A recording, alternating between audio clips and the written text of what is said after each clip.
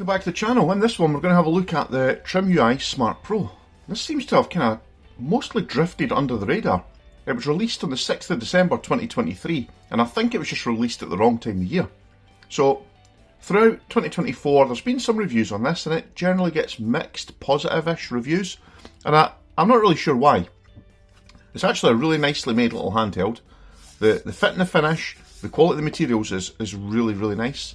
The stock operating system's not great, but with CrossMix OS, it's a significant upgrade. Now it's just based on the stock OS, but it looks and it feels so much better now.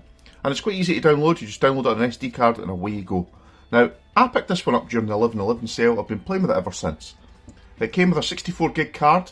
It looked like a SanDisk until I ejected it and then you saw it was a knockoff one. But I only paid £32 for that. So, for this whole thing. £32, which is a bit of a bargain, I thought, for what you were getting for your money. It comes with the Allwinner A133P Plus, I believe, processor, which is exactly the same processor as you're getting the Trimui brick now. It has 1GB of RAM, same as the Trimui brick, and it has 8GB onboard storage. It also has RGB, and what I particularly like about the fact is it uses Vita sticks, which is pretty funny, but it also means it's very slim. This will fit in your pocket without a case, no problem. And really, if you look at the Trimui brick and this, you're really getting a stretched version of the Trimui brick. You know, you've got the bigger screen. It's 4.96 inches, I believe, 720p, so it's a nice quality screen. It's an IPS screen, it's bright, you can use this outdoors. There's quite a lot of customization. You can customise the sticks to change colour based on what's happening on screen or based on, there's just some brilliant features. It's just quality of life stuff that's been upgraded. You can set it for performance levels. You can now use the function switch on the bottom. It's got the benefit of having a DC power on the bottom with the USB-C, but also on the top it has a host socket with USB-C as well, which is pretty good. It'll play up to PSP. PSP's a little bit flaky. I mean, it's not super powerful for 2024, but then neither's a Trimui brick. Now, like I say, I paid £32 for this in the UK. That's with shipping into the UK from AliExpress during the 11/11 sale. It's not really gone up in price much. It's only saved a couple of pounds. So that means you can pick this up for about $40 if you're in the US, which is a pretty good deal, considering the Trimui brick is slightly more expensive, smaller, has a worse screen. This is more of a horizontal setup, but I have to admit I really like it. You can integrate full Pico support. I've got that in here somewhere. You can put Portmaster on it. It's got ports on here which you can install. Some of them run really well. Particularly like the fact that it's got a built-in scraper tool. You can, like I say, you can install the full Pico 8, which makes a huge difference, I feel. You can use Splore, which makes it really good for downloading and finding games. It's got an on-air update. This thing's just absolutely packed. It's even got Moonlight. I've used this to play Moonlight. Now, obviously, you've got digital triggers, but it plays Moonlight particularly well. So, what don't I like about it? Well, its weakest point, well, I guess it's probably the processor. It struggles with N64 games. Like I say, PSP, you can get it running to agree, and some games runs okay. Some games might be a little bit of a stretch. You might need to employ quite a few tweaks to get it running reasonably. I know there's a lot of issue about the function switch when this thing first came out because you couldn't really do anything with it, but now you can. I've got mine set up to go high performance mode when I switch it on. The sticks are probably the weakest point because they are PS Vita sticks. But they work okay. You know, they work as well as they did in the PlayStation Vita. The D-pad's quite small, but it's not bad. The face buttons feel about the same as the PlayStation Vita, although they're quite shallow, has to be said, but they work okay. And the layout of the sticks, I mean, this is quite a slim device, but it works really rather well. Now, I've not actually showed you any gameplay yet. Tell you what, we'll load up some Pico 8 first, and we'll just play through some games on that. There you go, straight in Explore. You can look through all the games that are in here.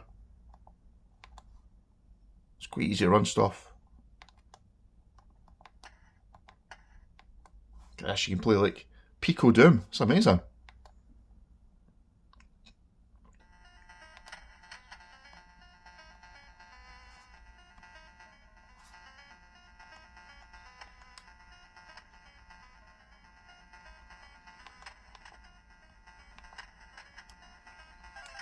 It runs about as well as you could expect a Pico game to run. That looks pretty good.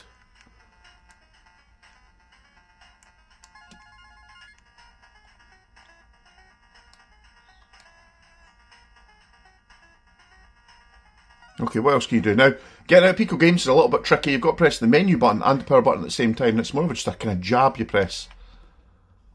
You'll notice that the LEDs are still on. It's gone black just now, but the LEDs are still on the sticks. It'll come back to life in a second, hopefully.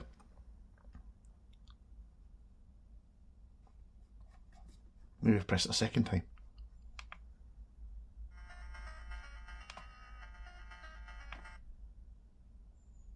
Ah, it's a long press, that's what it is. So, a long press of 2 and it'll quit out. Now, did you notice the sticks changed colour to red there as it was exiting the game?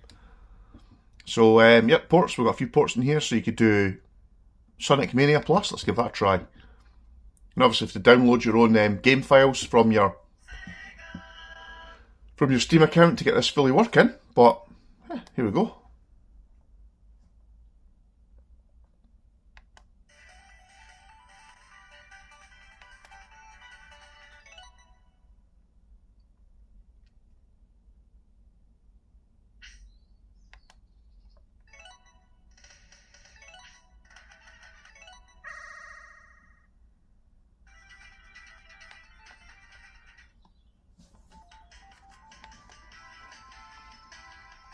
Look how good that looks. Look how good that looks.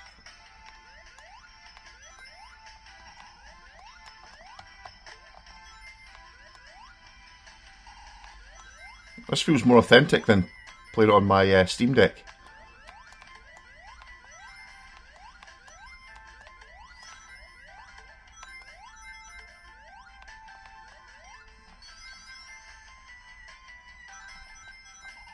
Oops.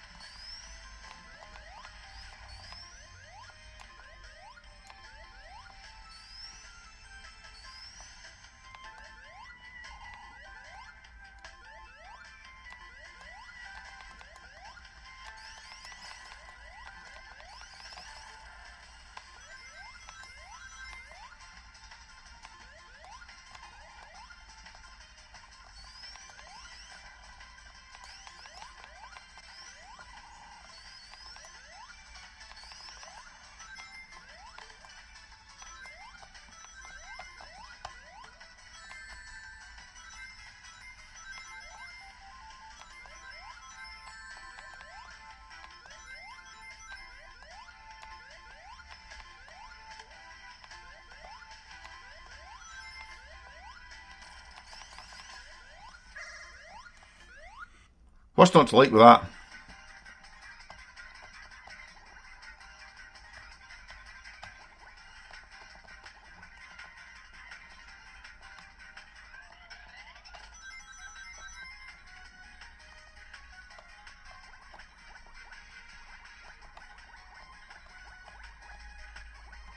You can use the sticks as well, runs well.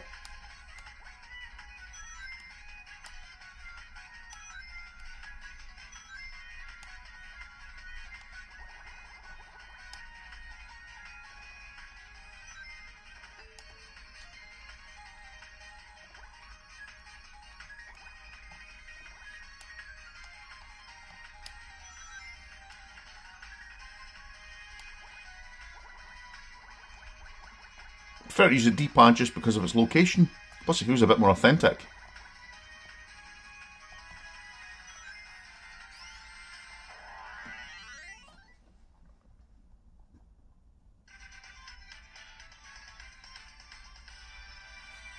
You notice the LEDs are changing colour based on what's happening on screen too, so I think it's fantastic. It's a great little feature. So much more immersive.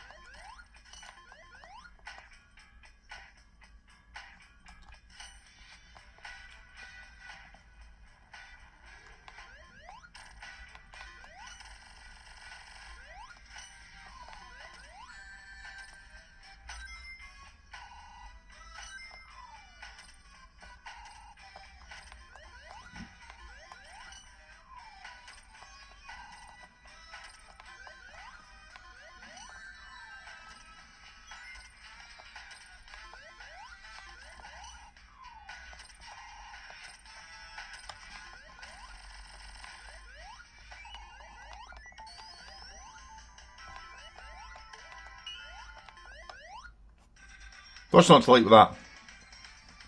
Now let's just try the long press and see if we can get back in. Goes red for a second. It should, hopefully, take us out of the game. So yeah, long press of menu and power. It's a little bit clunky, that bit, to be honest, but it's got all the things I like. It's got the CPS game consoles. Okay, you might have to download your own ROM sets. It wasn't really such a big issue. It'll do up to PlayStation. You got some PSP there as well. I've got a real mix of games in here.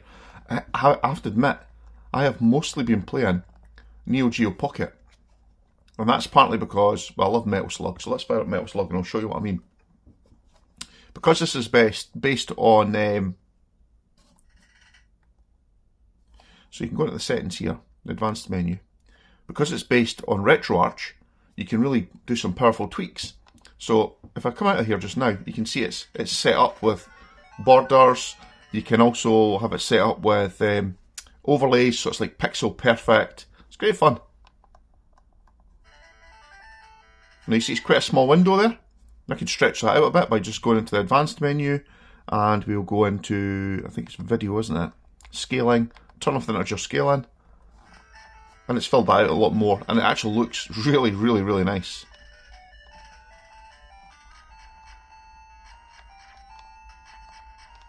Maybe hit any second now.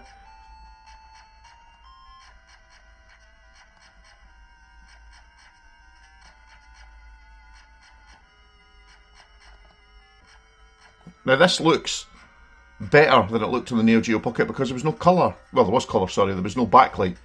And it runs really, really well. Okay, maybe not this level here because it's saved where my progress was from last time when I played it, which is pretty smart. And again, you can just press the menu button, you can exit the game, and it'll remain, that progress that you've got will remain in there, so you can go back to it later on, you can restart it if you want, you can fire up a different game. I mean, I like playing a little bit of Game Boy, I love a little bit of Tetris, so Tetris is one of these ones where it's not going to look great because you're using a widescreen, so you've kind of got to... There's a compromise involved here. Now, I haven't set up any borders on this one. As you can see, changing the backgrounds based on the screen again, so it's giving that horrible green colour. Oh no, it has actually got backgrounds set on this. And I also notice it's doing pixel effects, which is pretty smart. I like that. It feels pretty good.